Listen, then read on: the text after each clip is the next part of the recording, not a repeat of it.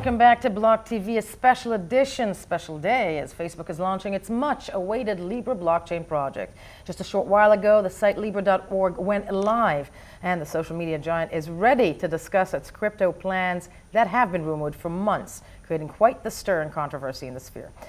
So, yes, indeed, Libra.org is live. The coin promised to do the same somewhere in the beginning of 2020. According to the information released by the social giant, the company said its in-development global cryptocurrency called Libra will launch next year, very early next year, according to them. Now, this has many people in the sphere, both concerned, happy, whatnot. I'm joined in studio by Block TV's Asher Westrup-Evans. Hello to you. Of course, with us, Yaniv Feldman, partner at Juno Capital Fund. Can't do this without him. Hello, Yaniv. And we are also joined right now live from Bucharest by John Carvalho. He's the CCO of Bitrefill, joining us, as we said, from Bucharest, Romania. Hello to you, John. And I'm wondering with you, before anything else, you excited about the Facebook coin?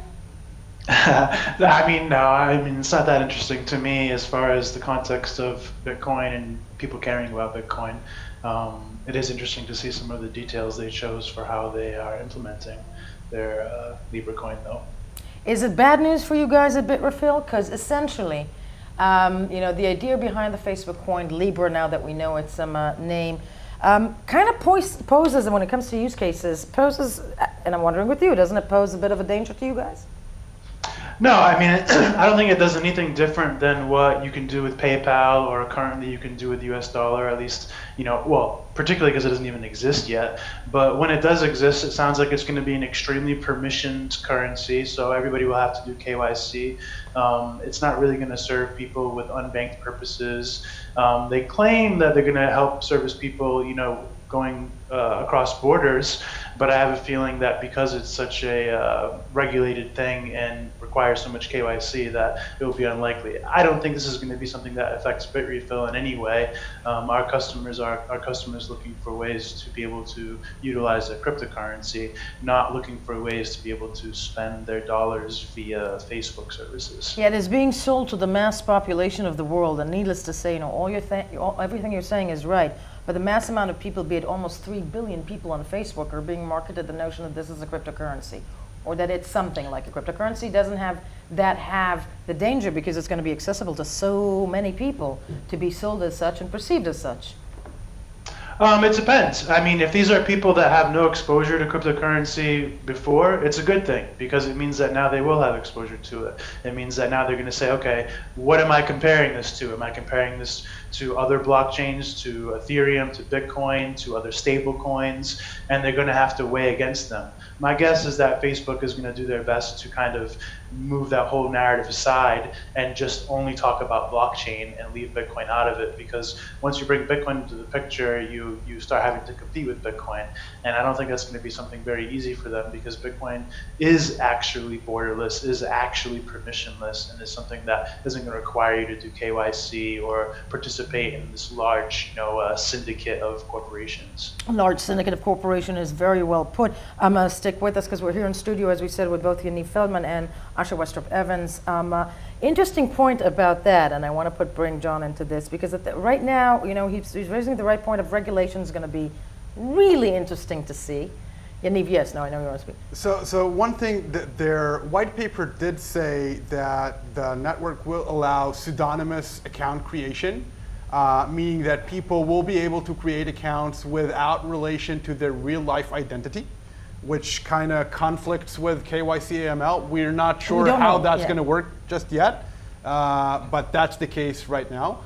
In terms of regulation, Facebook chose to start this association in Switzerland, meaning that if something happens, let's say, and the US government says, I want to block this account or seize his funds, it won't be that easy. Especially the fact that, you know, Facebook, at least allegedly, won't have the power to do so once the network is live. So it really is interesting to see how much of censorship resistance will be in that thing. I'm sure it will be nowhere near the way Bitcoin works. That's, you know, not an argument at all. But it is interesting to see how they chose to work around that to allow some level of decentralization and some level of censorship resistance. John, still with us from Bucharest. How many customers, approximately, how many people do you guys service at Bitrefill? That's not something I'm involved with as far as the count of customers. I actually think that we try to keep our metrics fairly private. Right. But I did want to comment back on some please. of what he was saying. I think it's going to be much easier than you realize to regulate this, and much easier to stop people from using it in certain ways. Interesting. Why? How? Yeah. In the end, each of these companies involved resides in a jurisdiction, and they're extremely easy to reach and extremely easy to, extend the arm of the law onto. So if somebody doesn't like what somebody's doing with the Libra currency through any of the partners, Uber, whoever, they will simply tell them to stop. And you have to remember, as part of this release, they did specifically announce that this currency can be undone. So you can have, they said that if a transaction is determined to be fraudulent, that it can be refunded. And that basically means that somebody has the power to take the power away from the user. Well, that comes as well, just to respond directly to John, that comes to the role of the Libra Association, because they are, as Facebook imagines, up to 100 companies. They imagine by their 2020 launch and beyond, with their ambitions to maybe in 5 years have a full permissionless network, although that's getting a little esoteric and speculative at this point. But I mean, I guess to respond directly to John's point about regulation, yes, these companies do have a direct, a geographic place, and we can link them and stop them. But also we need to look at who these companies are. I mean, these are some of the biggest and most powerful multinational corporations in the world These who have are some of the powerful. the biggest and they most are. powerful, and they have some of the strongest lobbying arms in the world. They have been able to regularly and rampantly, have countries pick and choose regarding their tax codes and where they store their taxation. They're moving between jurisdictions and where they keep their assets in different jurisdictions. I mean, we're not talking about just any old companies here. No. These guys have the lobbying capacity and the deep pockets, and that's probably something Facebook is all too aware of, that no one company can necessarily be stopped or bring down the entire Libra Association network. So it'll be interesting to see how they use that to their advantage when they control the money supply. I think there's also a concern, pardon me, that legislation from now on will be tailored, as we've been saying. And that's the theory, John, I'm wondering with you, that future legislation, and the sphere needs some legislation, or regulation, pardon me, the future regulation will be tailored to the big mammoth in the room. Sure. I mean, I think that we have to be careful with being fooled by what I think is maybe an intentional design. When you gather a group of businesses together and create a quote-unquote non-profit organization, and then you issue a security of shares in that organization that distributes funds to its members, this isn't a non-profit anymore. This is basically like a cartel of sorts. And so you don't need to go to all the individual companies to be able to regulate them or somehow make them do what you want as a government. You need to go to the cartel, and that is one single entity. It will be treated as a business, and because it's so large and made up of so many powerful players, they're probably going to be at risk of being regulated as a monopoly and under laws of that type. And under laws of that type, as the day moves along, though, again, once with John. At the end of the day, in the last, one would argue, 24, 48 hours, Bitcoin's been doing great. Many are saying, and I'm talking about about mainstream media. Mainstream media is basically saying that's because of Facebook. That the price of Bitcoin is doing so well because of all this rumor, hype, supposition, which is now clearing up a bit. Would you agree with that? Because if people, and I'm talking about if the hype of Facebook is affecting Bitcoin at this point, isn't that also something that's going to happen down the line? No, I think it's totally unrelated. I think that everybody always wants a narrative for when the price moves, and the price has been moving for quite some time. You can't just attribute the more recent Facebook news as to why people are buying Bitcoin. If anything, I would have expected to see, there's been a history in Bitcoin where it's a sell the news event. And so I would have expected to have seen some kind of huge dump on the Facebook news just because it's some kind of shelling point for everybody to focus on. But in the end, I don't think it's related to the Bitcoin price movement at all. Investing in Bitcoin doesn't give you any special exposure to what Facebook is doing, and it's certainly too far off into the future to make that exposure something that's correlated now. Libra isn't even released yet. The wallet isn't released yet. The details aren't fully released yet. So we don't even know when this is going to be affecting the world and how much it will affect the world. And I think it's, the age we live in, hype is quite the issue. I tend to agree with you. That said, you should tell that to Forbes in their headlines in the last several hours. John Carvalho, CCO of Bitrefill, joining us live from Bucharest, Romania. I want to thank you so much for being with us today with these very key points I think that everybody is wondering about in the sphere. Yaniv, you showed us this tweet that I think really sums this up, and it was by Sarah Jamie Lewis. Sarah, she is the player in the sphere.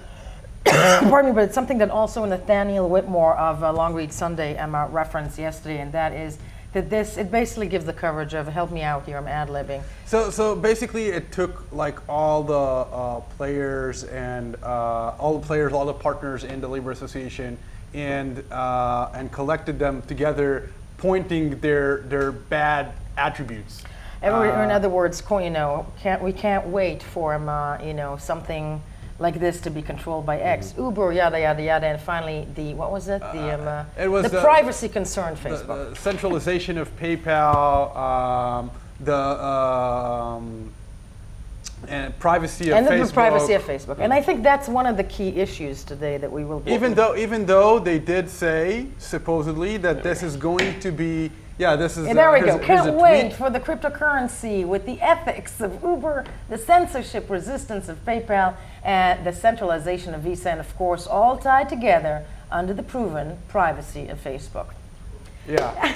It says a lot. It says a lot, obviously, even though Facebook is trying to structure it as a way it would be a subsidiary company. David Marcus, who heads the blockchain department in Facebook, said that they actually built it this way in order to create and segregate all data between companies, meaning that they're not going to transfer any kind of data of how you use your Libra to Facebook in order for them to be able to advertise to you, and so on and so on. Again, lots of people don't really believe that's going to happen. Further reactions from the sphere is an interesting one. We can see, I've got up here on my computer, I believe we can pull that up. CZ's comments already came out quickly saying, Facebook Libra coin don't need KYC. They have so much more data on the 2 billion people, not just name, ID, address, phone number. They know your family, friends, real-time / historic location, what you like. They know you more than yourself, and now your wallet too. Best AML, exclamation mark. Which I guess it is, yeah. You're not going to launder money when they've got that. Why on. do they even need that? They know what we eat. They don't need our KYC. They know exactly who we are. They know exactly who we are. Interesting, there'll be so much more to say about this. As we said, BLOCKTV Special Edition, Facebook, Libra goes live. We'll be right back.